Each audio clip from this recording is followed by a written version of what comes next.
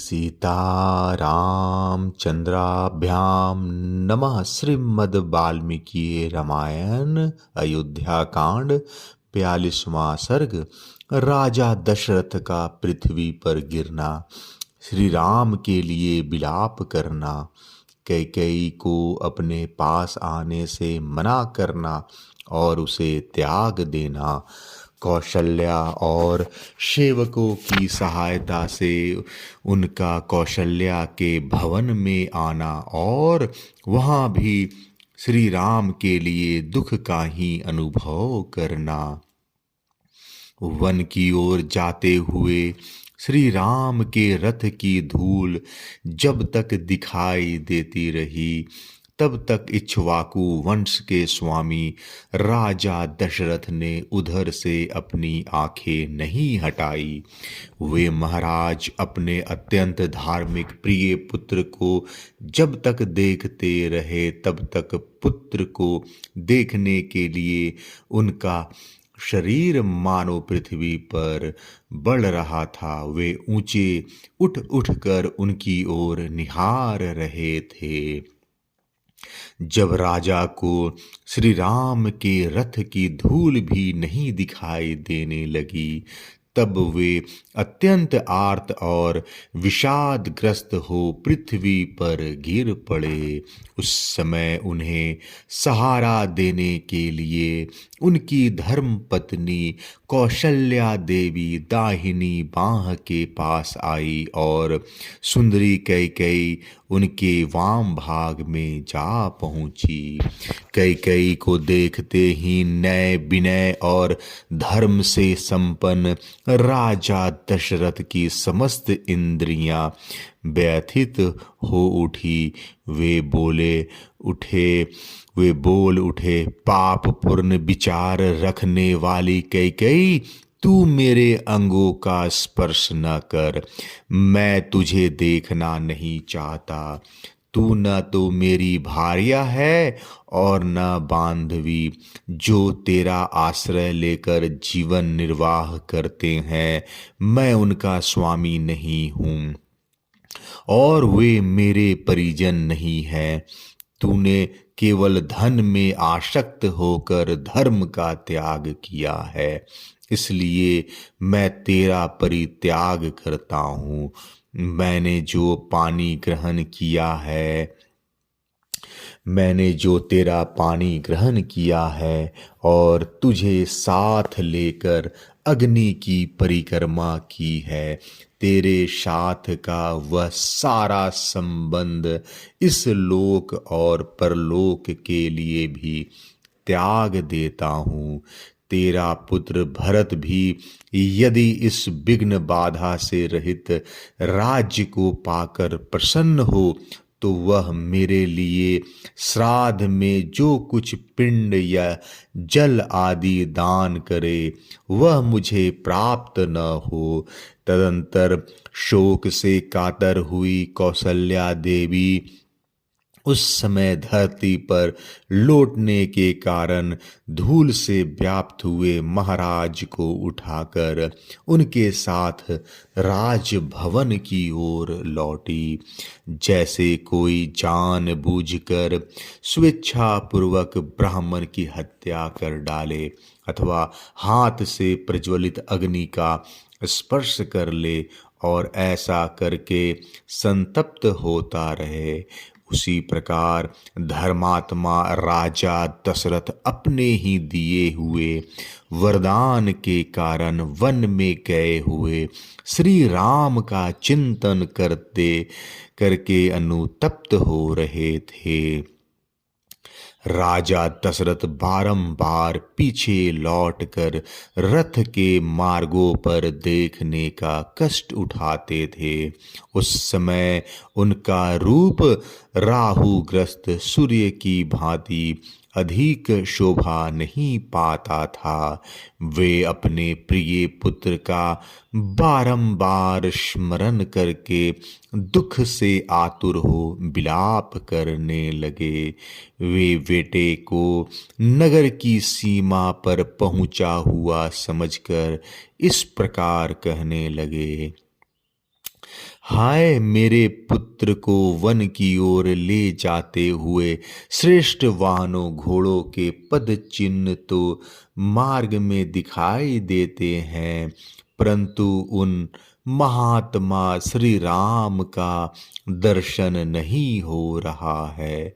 जो मेरे श्रेष्ठ पुत्र श्री राम चंदन से चर्चित हो, तकियों का सहारा लेकर उत्तम सैयाओं पर सुख से सोते थे और उत्तम अलंकारों से विभूषित सुंदरी स्त्रियां जिन्हें व्यंजन डुलाती थी, वे निश्चय ही आज कहीं वृक्ष की जड़ का आश्रय ले अथवा किसी काठ या पत्थर को सिर के नीचे रखकर भूमि पर ही शयन करेंगे।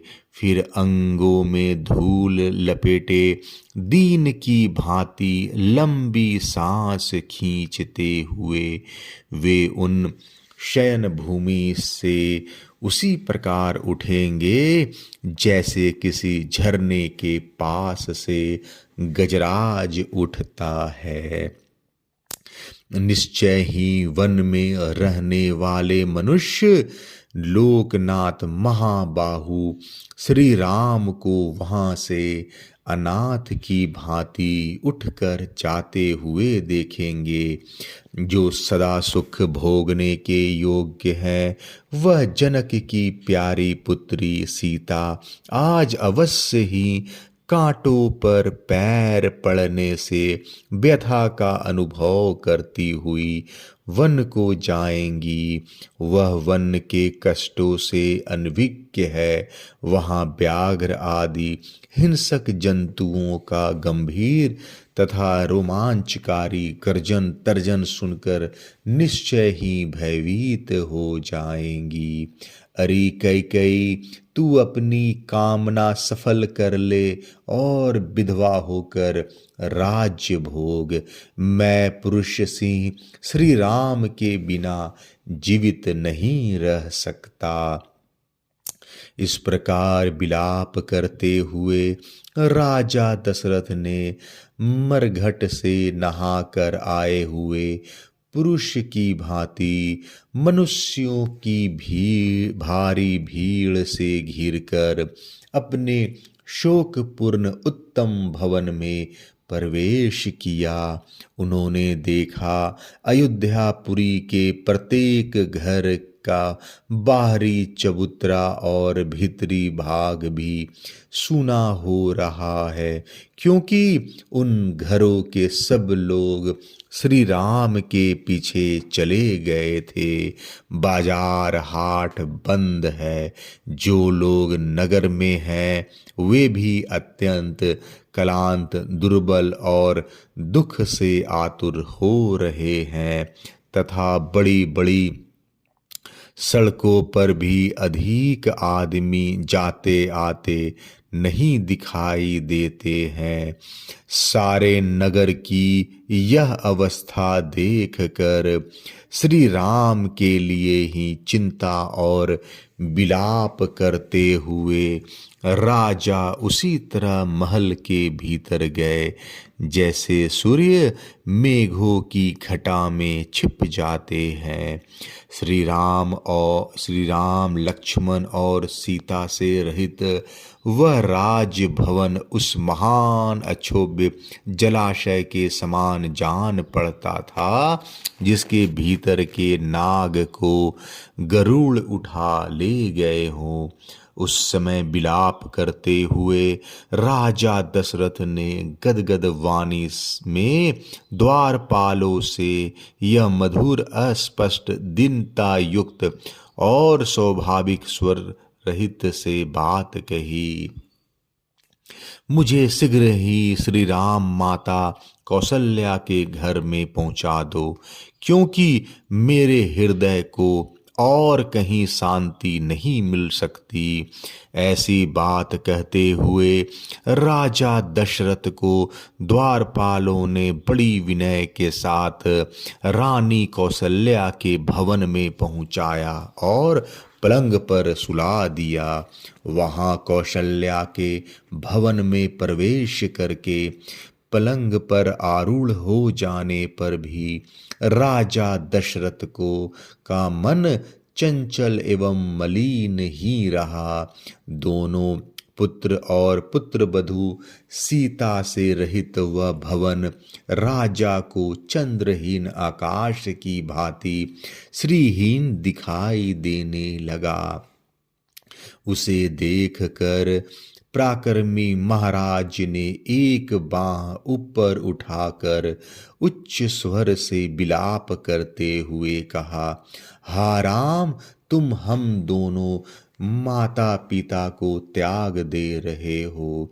जो नर श्रेष्ठ 14 वर्षों की अवधि तक जीवित रहेंगे और अयोध्या में पुनः लौटे हुए श्री राम को हृदय से लगा कर देखेंगे, वे ही वास्तव में सुखी होंगे। तदंतर अपनी काल रात्रि के समान वह रात्रि आने पर राजा दशरथ ने आधी रात होने पर कौशल्या से इस प्रकार कहा, कौशल्ये, मेरी दृष्टि श्री राम के साथ चली गई है और वह अब तक नहीं लौटी है, अतः मैं तुम्हें देख नहीं पाता हूँ। एक बार अपने हाथ से मेरे शरीर का स्पर्श तो करो। सैया पर पड़े हुए महाराज दशरथ को श्री राम का ही चिंतन करते और लंबी सांस खींचते देख देवी कौशल्या अत्यंत व्यथित हो उनके पास आ बैठी और बड़े कष्ट से विलाप करने लगी। अयोध्या कांड 42वां सर्ग समाप्त। जय श्री राम।